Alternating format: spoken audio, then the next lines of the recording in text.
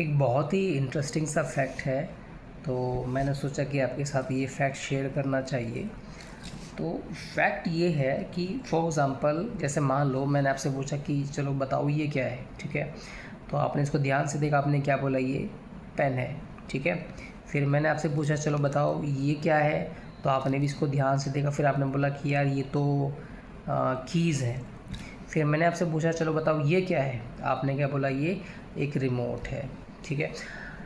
अगर आप नोटिस करो ये जो मैंने आपको तीनों चीज़ें दिखाई हैं ना, ये जो आपको मैंने तीनों चीज़ें दिखाई हैं, इनका जो फंडामेंटल पार्टिकल है, फंडामेंटल पार्टिकल माने ये किससे बनी है, इनका फंडामेंटल पार्टिकल क्या है, यानी किससे बनी है। तो आप बोलेंगे यार ये, अगर हम साइंस पॉइंट ऑफ व्यू से जाएँ तो ये किसकी बनी हुई है, ये बनी है मैटर की, है ना। Matter means something assembly of molecules and atom. तो एक्चुअली में देखा जाए तो रियल सेंस में ये मैटर है। This is simply the complex assembly of various atoms and various molecules. लेकिन कभी भी आप नोटिस करना कि हम लोग इन चीज़ों को रियल वर्ल्ड में इसको हम मैटर नहीं बोलते, हम रियल वर्ल्ड में से क्या बोलते हैं, इसको बोलते हैं पेन, की एंड रिमोट, ठीक है। इसका मतलब क्या है, आपने इन सब चीज़ों को एक एक मीनिंग दिया हुआ है ना। आपने अलग अलग मैटर की शेप्स को एक मीनिंग दे दिया कि यार ये इस शेप का है तो ये मैटर है, ये इस शेप का है तो ये पेन है, ये इस शेप का है तो ये की है। आपने उस मैटर को उसकी रॉ फॉर्म में आप उसको एक्सप्रेस नहीं कर रहे हो, आप उस मैटर को एक मॉडिफाइड फॉर्म में एक्सप्रेस कर रहे हो थ्रू गिविंग दी मीनिंग। इसका मतलब ये है कि जब हम इस वर्ल्ड को इंटरप्रेट करते हैं, then we actually filter this world, we actually make interpretation of this world through the filtration of the meaning। मतलब विदाउट मीनिंग आप इस फिज़िकल वर्ल्ड को इंटरप्रेट कर ही नहीं पाओगे। अगर आप इस फिज़िकल वर्ल्ड में चीज़ों को मीनिंग नहीं दोगे, उनको एक नाम नहीं दोगे, उनको आप एक टैग नहीं दोगे, उनको आप एक आइडेंटिटी नहीं दोगे, तो वो जो पूरा वर्ल्ड है वो आपके लिए एक सिंगल एंटिटी बन जाएगा, जिसको बोलते हैं यूनिवर्सलिटी, है ना। यूनिवर्सलिटी हो जाएगा, वो एक हो जाएगा, है ना। और एक हो जाएगा या पूरा होगा, पूरा एक ही सिंगल हो जाएगा। सिंगल मतलब वो क्या हो गया, वो आपका ज़ीरो हो गया, जिसको हम लोग स्पिरिचुअल लैंग्वेज में बोलते हैं शून्य हो गया। भाई सिंपल सी बात है ना, कोई चीज़ काली है तो वो काली क्यों दिख रही है, क्योंकि कुछ वाइट होगा उसके साइड में, तभी तो काला दिख रहा है, ठीक है। तो अगर वो वाइट ही नहीं तो फिर वो काले का सेंस ही ख़त्म हो गया, काला मतलब ही नहीं बनता है। तो इस वर्ल्ड में जितनी लोग चीज़ें देख रहे हो, अलग अलग चीज़ें, पेड़ हैं, पौधे हैं, पक्षी हैं, है ना, क्लाउड्स हैं, आसमान है, जो भी आप देख रहे हो वो कैसे देख रहे हो, आप उसको एक मीनिंग दे रहे हो, ठीक है। इसका मतलब इस वर्ल्ड में रहने के लिए, इस फिज़िकल वर्ल्ड में रहने के लिए आपको चीज़ों को मीनिंग देना ज़रूरी है। अब ये जो मीनिंग, इसका मतलब मीनिंग बहुत ज़रूरी है, because without meaning you can not survive, you can not actually interpret this world. तो मीनिंग देना बहुत ज़रूरी है।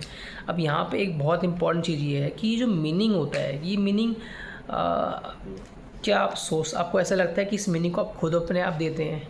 नहीं, 99% चांस ये होता है, हम में से 99% जो लोग होते हैं इस मीनिंग को खुद नहीं देते। इसको हम लोग एक्चुअली सोसाइटी से सीखते हैं, उसको हम लोग अपने आसपास के सराउंडिंग से सीखते हैं, पेरेंट्स से सीखते हैं, टीचर से सीखते हैं, हम उसको खुद मीनिंग नहीं देते।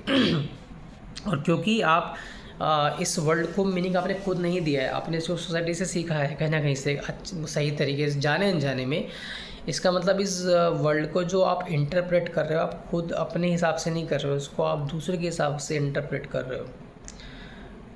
और क्योंकि ये जो मीनिंग है ये आपने दूसरों से सीखा है, तो चांसेस है कि इसमें एरर हो सकती है, because this meaning actually is a human constructed form ना। जैसे फॉर एग्जांपल मान लो एक देश में छोटे कपड़े पहनना बड़ा गलत माना जाता है ना। वहीं दूसरे देश में छोटे कपड़े पहनना एक कूल फैशन है। फिर एक कंट्री के अंदर आप जाओगे तो वहाँ पे जो है एक स्किन कलर को अच्छा माना जाता है, दूसरी स्किन कलर को गलत माना जाता है, दूसरे देश में उल्टा हो जाएगा। अब ये चीज़ यूनिवर्सल नहीं है, बदल क्यों नहीं, क्योंकि सबने अलग अलग मीनिंग दे रखा है। तो इसका मतलब जो मीनिंग ऑफ लाइफ है वो बदलते ही आपका दुनिया को देखने का तरीका बदल जाता है। तो अगर आप अपनी लाइफ को रियली चेंज करना चाहते हो तो सबसे पहले आपको अपनी लाइफ के मीनिंग को एक सही डायरेक्शन देना पड़ेगा। देखो, विदाउट मीनिंग तो कोई रह नहीं सकता। इसका मतलब आपको लाइफ को मीनिंग देना ज़रूरी है। अगर आपने मीनिंग सही तरीके से नहीं दिया, अगर आपने लाइफ को, वर्ल्ड को सही तरह से मीन नहीं किया, तो आपकी जो डायरेक्शन है वो गलत जाएगी और आप बहुत ज़्यादा आपको सफरिंग होगी। अब सवाल ये आता है कि इस लाइफ को मीनिंग कैसे दिया जाए, क्योंकि हम में से बहुत बहुत बहुत कम ऐसे लोग होते हैं जो हम लोग खुद अपनी लाइफ को एक मीनिंग देते हैं, है ना। अगर आप खुद लाइफ को मीनिंग देते तो आप सोचो ना, अगर हम लोग सब लाइफ को अपने अपने हिसाब से मीनिंग देते तो कितनी ज़्यादा डाइवर्सिटी आनी चाहिए थी। लेकिन ऐसा तो होता नहीं है। सबकी कुछ कुछ वैल्यूज़ मोटा मोटा एक जैसी होती है कि सबको पैसे कमाने हैं, सबको एक अच्छी वाइफ चाहिए, सबको मतलब कॉमन सी लाइफ है ना, सबकी कॉमन पैटर्न है कि यार मतलब ज़ीरो वाला फर्स्ट से लेकर 12th तक स्कूल पढ़ेंगे, उसके बाद ग्रेजुएशन, पोस्ट ग्रेजुएशन या कोई भी कोर्स कर लिया, फिर शादी हो गई, बच्चे हो गए, मर गए। ये मोटा मोटा कहानी जो है वो सबकी सेम है। इसका मतलब हम सब ने कहीं ना कहीं लाइफ के मीनिंग को एक सेम पैटर्न पे लेके चल रहे हैं, तभी तो सबकी मोटा मोटा लाइफ एक जैसी आ रही है। लेकिन अगर मान लो सब ने लाइफ को अलग अलग मीनिंग दिया होता तो सब ऐसे नहीं जीते। कुछ लोग जो अलग लाइफ को मीनिंग देते हैं वो अलग तरीके से जीते हैं, अपनी लाइफ को अपने टर्म्स पे जीते हैं। तो ये बहुत ज़रूरी है कि अपनी लाइफ को आप सही तरीके से मीनिंग दें, ठीक है। तो आज की वीडियो में इतना ही। बाकी in the next video will discuss की जो लाइफ है उसका मीनिंग कैसे डिसाइड किया जाए, जैसे कैसे मीनिंग रखा जाए।